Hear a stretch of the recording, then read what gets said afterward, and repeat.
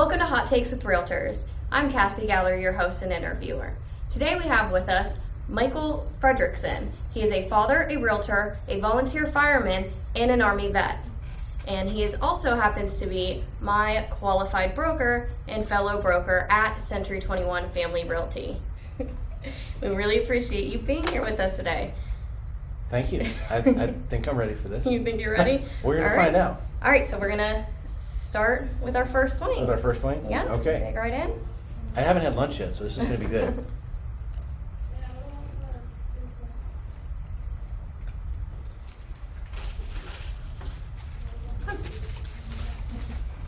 So you've been licensed since 2013, correct? Yes. That's when I retired from the Army. And the entire time you've been with Century 21? Yes. All right, so what is it about Century 21 that keeps you around for almost a decade now? When I got ready to retire from the Army, one of the guys that used to work for me was Joe Kamalis, and he got out and went into real estate. And we had a big discussion about it because we were career counselors and our job was to keep people in the Army. And I treated him like any of my soldiers that says they're getting out. How are you going to take care of your family? What are you going to do about this? What about insurance? He had answers for all those questions and got out and went into real estate. So when I got ready to retire, I said, hey, what do you think about me coming to work for you? And he said, hey, it'd be a perfect fit. It's almost the same thing as what you did in the Army. And he was with Century 21, and I've never switched because Century 21 provides me with the tools and the support that I need to have everything filled in so that I'm not going out and looking for things to how to get my job done. Mm-hmm. It's got everything that's necessary to for any agent to have the tools that they need to take your license and start making money. All right, well, let's see if this second one is money. Okay, so these are supposed to be hot? Yes. So we're starting off, it's going to be light, and we're going to heat up as we go. Okay. I've never done a heat challenge before, so. So, as a father of four, correct? I have 4, yes. 4? What is the greatest tip you would give to them when buying a house? Listen to your broker. They know what they're doing. And don't settle. Right now the market's a little bit crazy and there's a lot of folks that are out there looking for a house and they're worried that they're going to miss out. The fear of missing out is not. There's always going to be another house. Another house is going to come on the market. So don't buy something that you don't want just because you feel like you have to.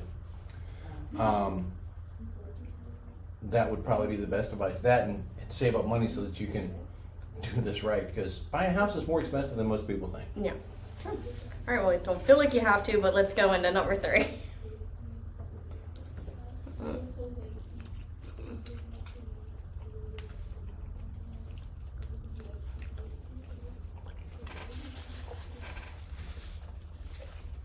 Since you are a qualified broker of both a property management and sales firm, can you explain what a qualified broker really is? So, the state of North Carolina regulates real estate and firms and licensing. And as such, they say that there has to be somebody who is ultimately responsible for this firm, for this entity, and that person has to have a broker's license. So the qualifying broker doesn't necessarily have to work in the firm, but the person that's on record that they're going to come after if something goes wrong is the qualifying broker. Makes sense. All right. Ready? Sure. Going deeper? How you doing? I'm doing all right so far.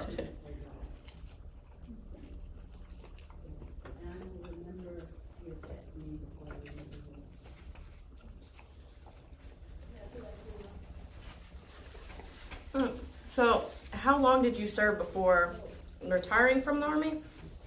I retired in 2013 after 28 years of service. So what is the best resource that military members and vets should utilize when buying or selling a house? Well, the best resource they should utilize. the VA loan is a really good product that's available to veterans of any branch of service, which makes it a little bit easier because there's no down payment, but there's a lot of misconceptions about the VA loan as well. There's not a down payment, but there is a funding fee. And a lot of times they don't understand that. They just think that they listen to everyone else tell them, you can go buy a house and you don't need any money. You don't need any money for a down payment, but your down payment gets wrapped into your loan and you still need to pay for your attorney and closing costs and other things. So the VA loan is a tremendous resource that's out there for them. The other thing is starting to feel a little bit. The other thing is, obviously, you need to find a broker that's out there to guide you, because buying a house is not something people do all the time, every day. You need some expert guidance to get you through that process. All right, you ready? Which one are we on? We are on number 5, so we are halfway through. I like the taste on this one. That is the Los Calientes from Hot Ones. So, where did your love of Billy Joel come from? My love for Billy Joel comes from when I was a teenager, or before. They had something called the Columbia Record Club. Okay. And for a penny, you could get 13 albums, and they were actually vinyl albums. And one of the ones that I got out of my 13 for a penny was The Stranger. And that was my absolute favorite album, and I have been a diehard Billy Joel fan ever since. Well, all right. Okay. You okay? Oh, yeah. You ready? These are good. These are good, but I'm starting to sweat just a little bit here. All right. Let's just remember, keep your hands away from your eyes. That would probably not be good. Yeah, and let's not cross your different towels so you don't wipe your hand towel on your head and spread your heat. That would be ready? That would definitely make it interesting. All right. Okay.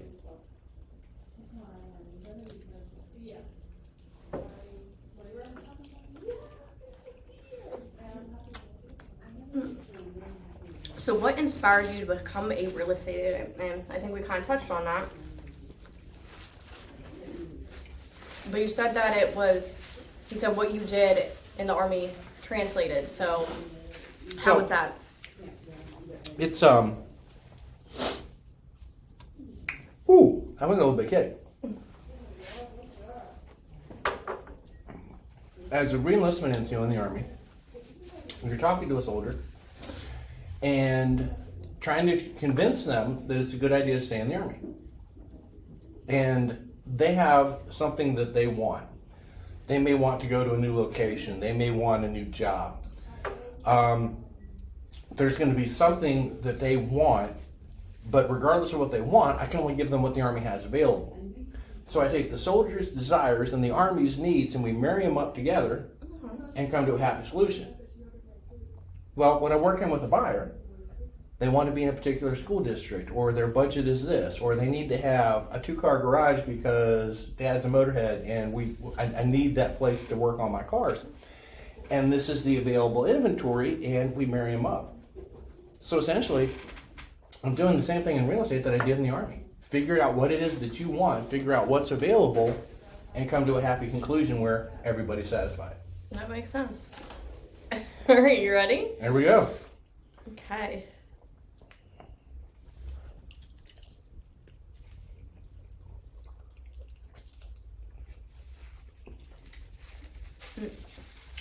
So, what's harder, being a realtor, a soldier, or a firefighter?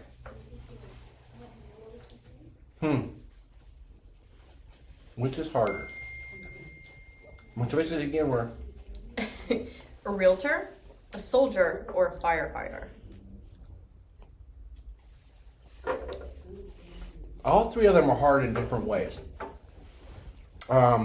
Being a soldier is the easiest because you've got somebody that's telling you what to do and how to do it. Being a firefighter, Ooh, being a firefighter, you go through the training, but until you get on the actual scene, you don't know what to do. Being a realtor, you get all the training, and none of the training that you receive has anything to do with what you're actually doing out here when you are trying to help somebody buy a house. So all of them have an aspect that makes them very, very interesting, and that's the fact that you can't have somebody else do it for you. You've got to figure out what to do yourself as you get in that situation and go from there. I think being a realtor is the most difficult because there's just so many different situations. If a house is on fire, there's only so many ways it can burn, and you put enough water on it, it goes out. So I would say being a realtor is actually harder. Oh, wow. It is not the most physical demanding, but it's definitely harder. All right, let's move on now. This is one that, or whenever you're ready. All right. You set the pace. I'm gonna go ahead, but you take your time because I'm gonna have to recover. You're gonna need a minute anyway. after this one? Yeah. Okay, we're starting to get some heat. And this is the infamous number 8. Yes, this is the bomb. Okay.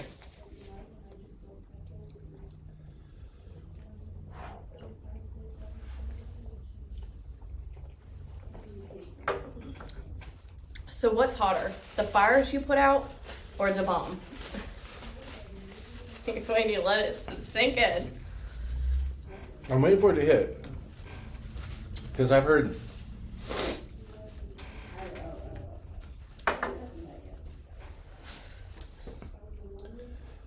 the fires might be hotter, but you can walk out of the fire.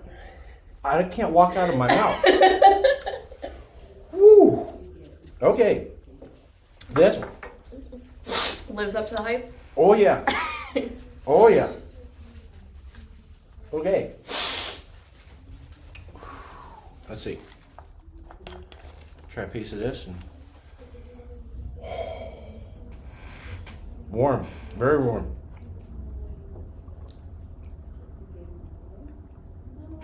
I think that's the first time you've gone for the milk.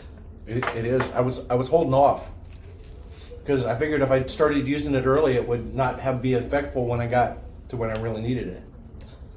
Yeah, I probably should have done that.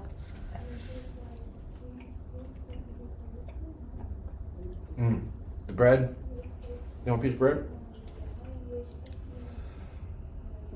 All right. Some of this has gotten on my lips. My lips hurt. My lips are hurting. All right. We're good. Woo. All right. Number 9. All right. Yeah, number 8's still burning.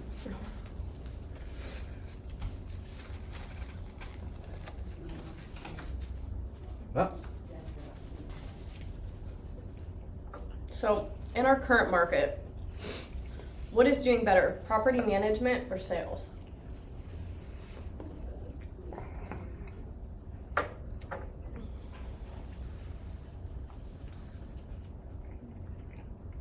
what is doing better?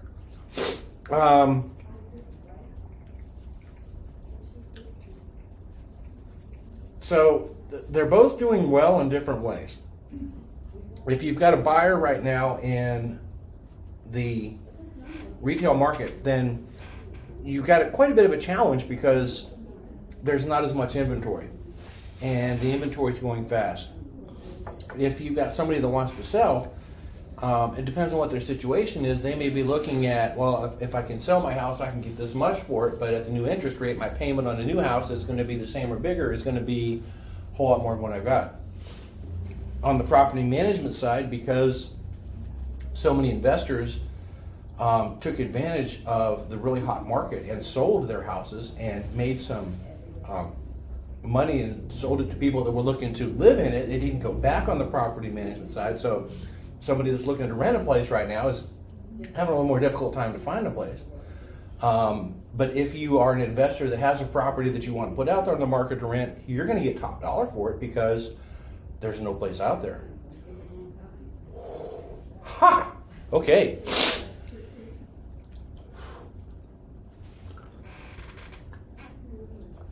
All right, and there's a tradition here with the last one? Yes. So Okay. tradition is, and you don't have to.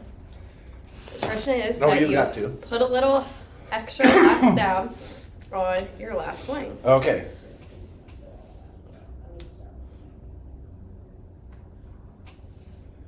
So you don't have to do a lot. Last down. Mm-hmm. Okay. I'm feeling the heat. All right. Cheers All right. to you.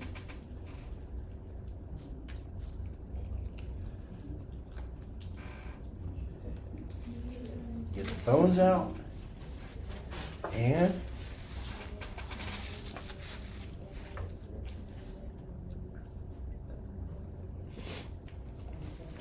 What is your All right. favorite part of being a realtor? I think personally, my favorite part about being a realtor is the fact that it's always different and it's always challenging. There's no routine. There's no getting stuck with I'm twisting the same thing every day the same way. I'm doing there's no boredom. There's always something to learn. There's always something interesting to do. When I first started doing real estate, I had been 28 years in the Army. And I came into real estate and I was not doing as well as I expected for myself, because my expectations were I was at the top of my field, and I come in here to real estate and nothing's happening because I don't know. It had really bothered me. I was to the point that I realized I was actually depressed, and I was getting ready to go talk to somebody about possibly getting medicated, doing what I needed to do to take care of myself, because I was in a really bad place. And then it dawned on me. I was in a bad place because I was a private again. I had just left the Army after 28 years of working my way to the top. I don't have 28 years experience in real estate. I'm that private that needs that sergeant to say, go clean up the BII, lay it out for inspection, clean up the Connex, inspect the vehicle. I have to work my way back to the level that I just left in my previous job.